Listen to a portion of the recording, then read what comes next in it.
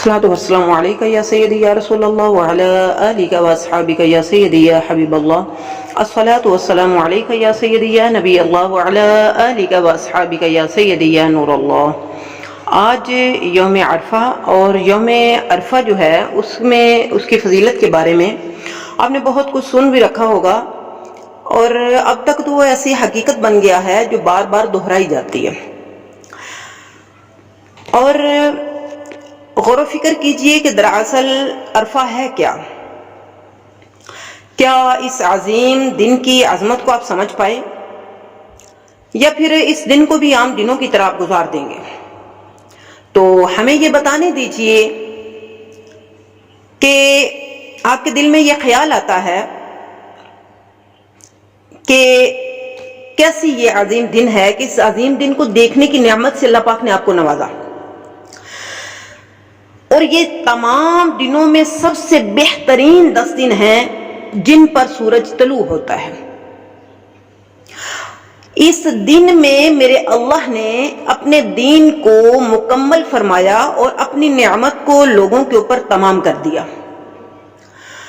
اور ہم کتنے خوش قسمت ہیں کہ اسلام کو ہمارے لیے دین کے طور پر چن لیا گیا. عرفہ کے دن اللہ تعالی سب سے زیادہ لوگوں کو جہنم کی آگ سے آزادی عطا فرماتا ہے. اور آپ کو پتا ہونا چاہیے کہ یہ سال کا یہ واحد دن ہے جب اللہ تعالی دنیاوی آسمان پر نزول رحمت فرماتا ہے. ہم نے پہلے راتوں کے بارے میں بھی بتایا کہ رات کو اجلال رحمت فرماتا ہے، لیکن یہ دن کے وقت اللہ تعالی آسمان دنیا پر نزول فرماتا ہے، اور اس دن میں اللہ تعالی اپنے بندوں کے اوپر فخر فرماتا ہے. کس کے سامنے؟ سارے فرشتوں کے سامنے. تو کوئی بھی بدبخت انسان ہی ہوگا جو اس دن کو ضائع کرے گا، عام دنوں کی طرح اس کو گزر جانے دے گا. تو وہ کون سے بہترین اعمال ہیں جو ہم اس دن میں کر سکتے ہیں؟ جی ہاں، دعا. اس دن میں دعا اور صرف دعا کہ بہترین دعا وہ ہے جو عرفہ کے دن کی جاتی ہے. اور یہ خاص وقت کب شروع ہوتا ہے؟ یہ خاص وقت جمہور علماء کے مطابق یہ وقت ظہر سے لے کے مغرب تک کا ہے. یہ سارا وقت جو ہے وہ آپ کے لیے دعا کا ہے. جی ہاں، آپ یہ سوچ رہے ہوں گے کہ دعا شروع کیسے کریں، کون سی دعا پہلے مانگیں، ساری دعائیں کیسے مانگیں. بات یہ ہے، سب سے پہلے اللہ تعالیٰ کی توحید، اس کی تسبیح، اس کی تحلیل کیجئے. اللہ تعالیٰ کے اسماء و صفات کے ذریعے سے اس کی تعریف کیجئے، یہاں تک کہ آپ کا دل اللہ تعالیٰ کی عظمت اور اس کی محبت، اس کے پیار سے بھر جائے. تو اس کے لیے آپ کیا کر سکتے ہیں؟ اس کے لیے آپ قرآنی اور مسنون دعاؤں کا سہارا لے سکتے ہیں. پھر آپ کیا کریں گے؟ اس کے بعد آپ سرکار صلی اللہ تعالی علیہ وآلہ وسلم پر درود و سلام بھیجیں گے. نبی پاک صلی اللہ تعالی علیہ وآلہ وسلم کی انتھک کوششوں اور تکلیفوں کے بارے میں سوچئے جو انہوں نے دین اسلام کو پھیلانے کے لیے، ہم تک پہنچانے کے لیے جو انہوں نے اٹھائیں. اور پھر اس کے بعد آ جاتی ہے توبہ اور استغفار. تو بے شک کثرت کے ساتھ توبہ اور استغفار کیجیے، اپنے گناہوں کا اعتراف کیجئے، انتہائی عاجزی کے ساتھ گڑ گڑائیے اللہ تعالیٰ کے سامنے، رو رو کر بخشش مانگیں، اپنی ذاتی دعائیں مانگیں، وہ سب کچھ مانگ لیں جو آپ کے دین اور دنیا کے لیے بہترین ہے، آپ کی آخرت کے لیے بہترین ہے.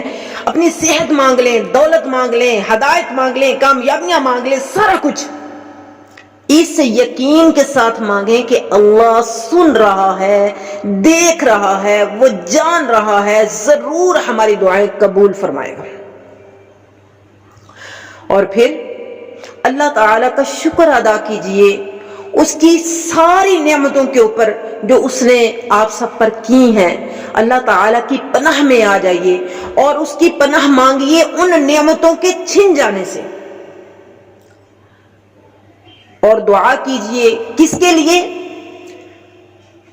مرتے وقت، مرنے کے بعد، قبر کے اندر، قیامت کے دن، پل صراط کے اوپر، جنت کے حصول کے لیے، جہنم سے پناہ کے لیے اللہ تعالیٰ سے حسن خاتمہ مانگیے اور بغیر حساب کتاب کے جنت الفردوس میں داخلہ مانگیے، اور صرف آپ نے دعا کرنی ہے۔ اب یقین کیجئے، اللہ تعالیٰ کو بتائیے کہ یا الہ العالمین، تو ہی تو ہے جو سننے والا ہے، تو ہی تو ہے جو جانتا ہے میرے دل کی حالت کو، میری اندرونی حالت کو، تو اپنے لیے مانگیے، اپنے بچوں کے لیے مانگیے، اپنے اولاد کے لیے مانگیے، اپنے والدین کے لیے مانگیے، ساری امت مسلمہ کو یاد رکھیے اور ان سب کے لیے مانگیے، اور زیادہ سے زیادہ خیر کو سمیٹیں۔ اللہ تعالیٰ آپ کو بہترین دعائیں مانگنے والا بنا دے اور آپ سب کی دعاؤں کو ایسے قبول فرمائے اور ایسی ہدایت عطا فرمائے کہ اس کے بعد کوئی ناراضگی نہ رہے۔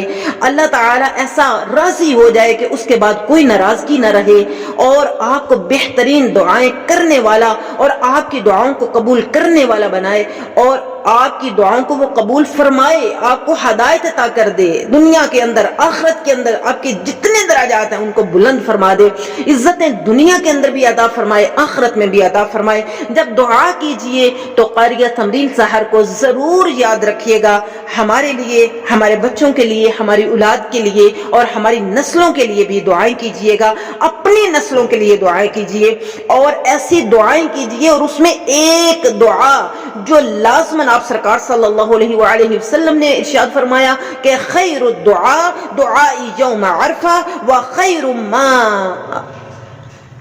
قلت عنا والنبیون من قبلی لا الہ الا اللہ وحدہ لا شریک لہ لہ الملک ولہ الحمد وہو علی کل شیء قدیر، یعنی کہ وقتاً فوقتاً دعا کے دوران لازمی یہ پڑھیے کہ لا الہ الا اللہ وحدہ لا شریک لہ لہ الملک ولہ الحمد وہو علی کل شیء قدیر۔ جب یہ بار بار درمیان میں کہیں گے، اللہ تعالیٰ کی تعریف بیان کریں گے کہ مطلب کیا ہے کہ بہترین دعا آپ سرکار نے فرمایا کہ جو مجھے بتائی گئی اور جو نبی مجھ سے پہلے تھے انہوں نے جو مانگی وہ کیا ہے کہ نہیں کوئی معبود سوائے اللہ تعالیٰ کے، وہ اکیلا ہے، اس کا کوئی بھی شریک نہیں ہے، اس کے لیے بادشاہت ہے اور ساری تعریفیں ہیں صرف اسی کے لیے، اور وہ ہر چیز پر قادر ہے۔ تو جب اللہ قدرت والا ہے تو جب آپ مانگیں گے تو آپ کو وہ اپنی طاقت، اپنی جو اس کی چاہت ہے اس کے مطابق اور اپنی شان کے مطابق عطا فرمائے گا۔ ہم نے مانگنا اپنی اوقات کے مطابق، وہ عطا کرے گا اپنی شان کے مطابق، اور آج کے دن اللہ تعالیٰ ظہر سے لے کے مغرب تک کا ہمیں توفیق عطا فرمائے کہ ہم وہ وقت جو ہے وہ دعاؤں میں گزاریں، اور اللہ تعالیٰ ہم سب کے درجات کو بلند فرمائے۔ اللہم آمین یا رب العالمین۔